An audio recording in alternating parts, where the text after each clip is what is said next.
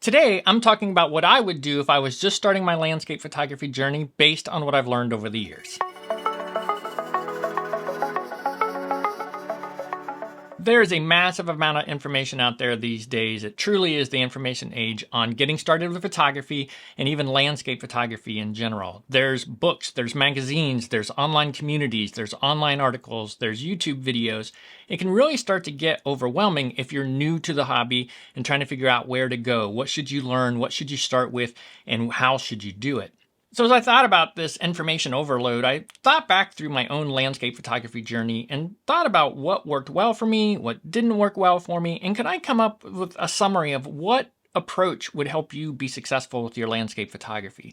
Now, I sort of geared this video towards people starting in landscape photography, but as I worked through this list and sort of came out at the end, I think it applies to people that are well established in landscape photography. We're all learning, we're all improving our craft, and we've all got to sort of go through this information. While one person may be learning the exposure triangle and another is learning a more advanced concept, either a technical concept or more advanced compositions, there's still a lot of information to process and then to implement. So I think at the end of the day, even though this is, like, again, directed towards people starting landscape photography, I think there's a lot of relevance to people that have been doing it for a while as well. So as I started thinking back, I started making a list of, don't get too worried about this, focus in on this, do that, do this. And I ended up with a list of like 8 to 10 things. And I looked at that list and I was preparing this video and I was like, this isn't easy. This is still overwhelming in of itself. I mean, I'm going to give you advice as a new photographer or some core elements to improve your landscape photography. And it's this list of 8 to 10 things that in and of itself is overwhelming. So I took another shot at it. I went back through that list and I started looking to see, is there a recurring theme? Is there some key points that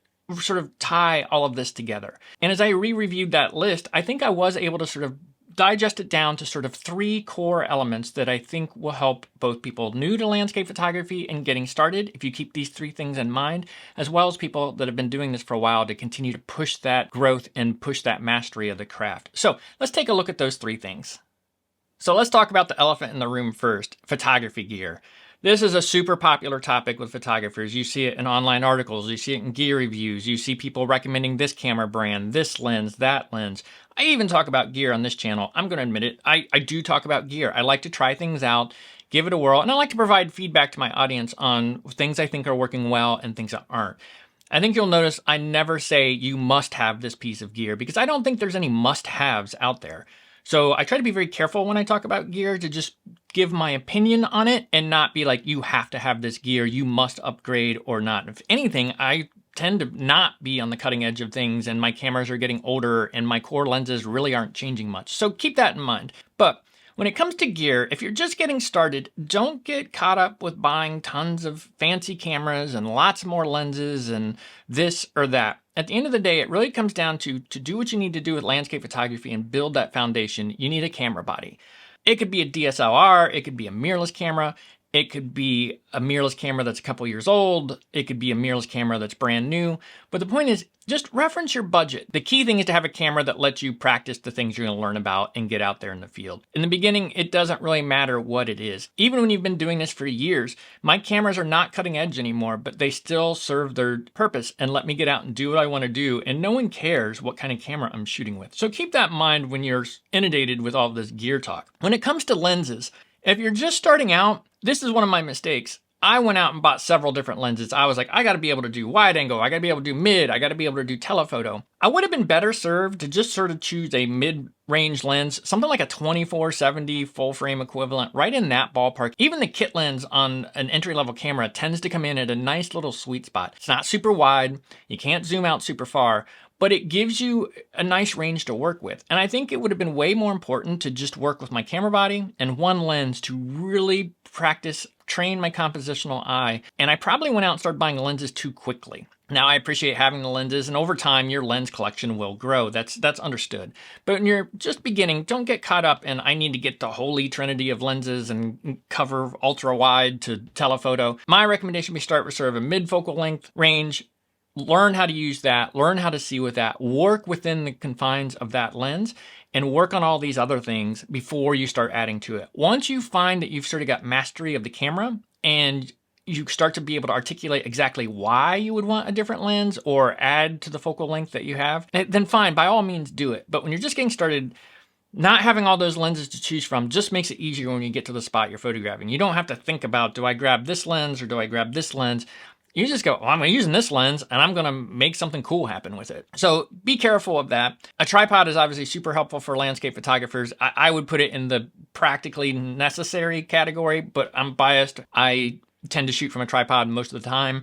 I do handheld work here and there, of course, but a tripod is important.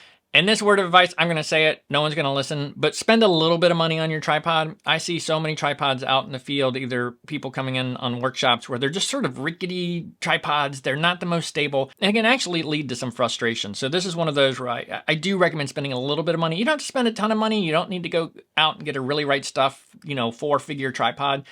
But look for something that's a little bit quality, because being able to work from a nice solid base is super helpful. And I've seen, like I said, I've seen a lot of cheap tripods and cheap ball heads where people are messing with their camera and it's just a sort of a frustrating experience. Like I said, this is the advice I'm giving. I did not do that. I used a rickety tripod, had to rebuy a tripod, and even that tripod, I probably should spend a little more money, so I ended up replacing that tripod. So this is advice I'm giving you. I'm fully well aware you're like, oh, I'm not sure, I'm gonna go get the cheap tripod. Just, if you wanna listen to my advice, get a tripod that's reasonably priced, but a nice stable platform to work from. And then there's the whole world of filters.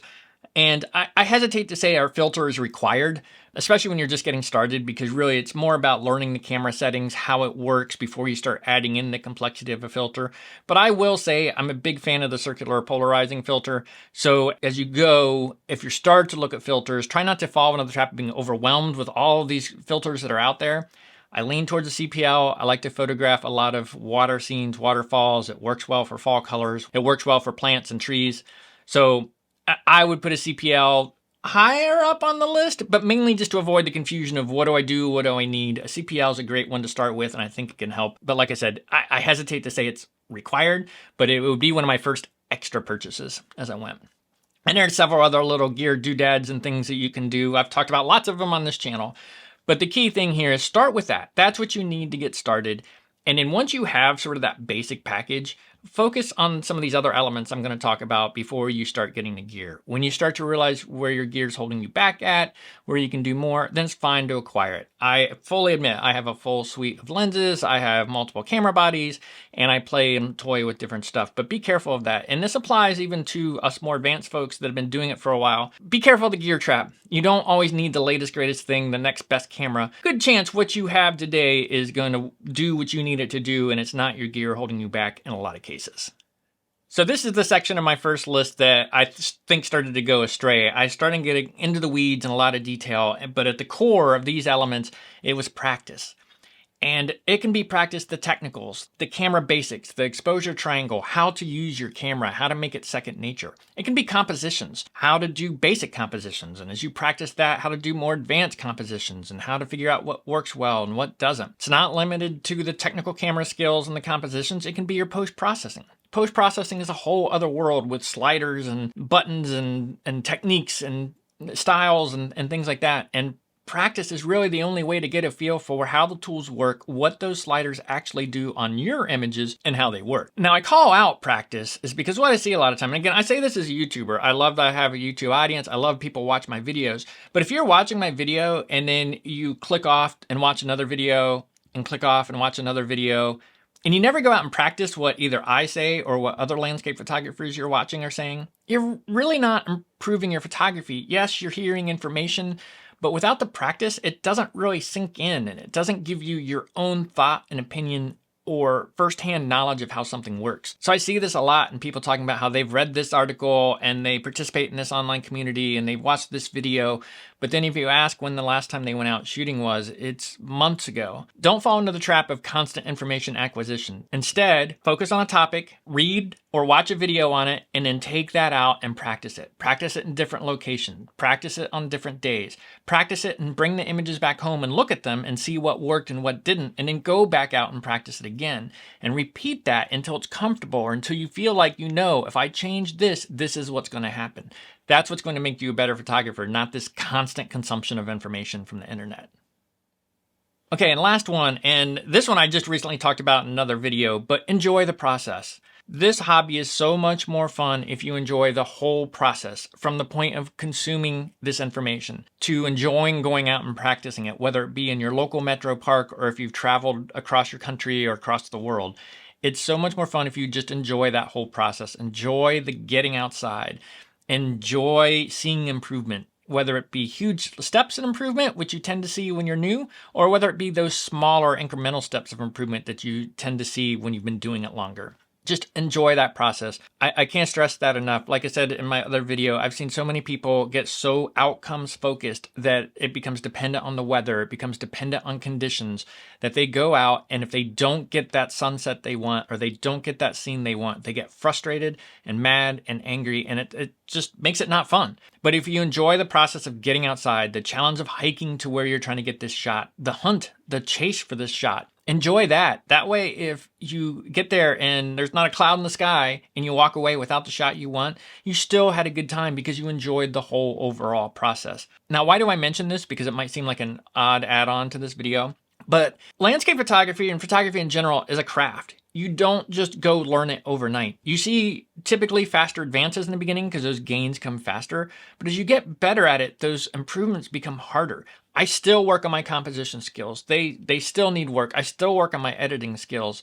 And while I feel like I'm much better than I was 2 years ago, 3 years ago, I still have room to improve. But those improvements become much, much slower because I've learned a lot of the core techniques that do the big moves. But there's lots of small refinements that will continue to improve both my compositions and my editing that I've got to practice and keep doing. And if I get frustrated at not seeing those large gains I saw in the beginning, then I'm more apt to quit. Pursuit of mastery of the craft takes enjoying the process, in my opinion. So like I said, most likely when you started and got into photography, you enjoyed it. You enjoyed the whole process. And as you continue to do it, remember that. Remember that you got into this to enjoy the whole process and not just the outcomes. It'll help you keep with this hobby for a long duration of time. It can be a lifetime hobby for you. And if you enjoy the process, it makes you much more likely to stick with it and helps you see those gains even as they start to get smaller and smaller as you continue to master the craft. So anyways, those are my tips. Maybe you've been doing this for a while. Maybe you're new to it. What have you found that's been working for you as you continue to work with your landscape photography? Let me know down in the comments below. I'd love to hear what tips you have. Again, hopefully you found this video helpful. If you did, be sure to hit that like button. And if you want to see future landscape photography content from me, including tips, tricks, behind the scenes, and mini gear reviews, be sure to hit that subscribe button. And thank you for watching.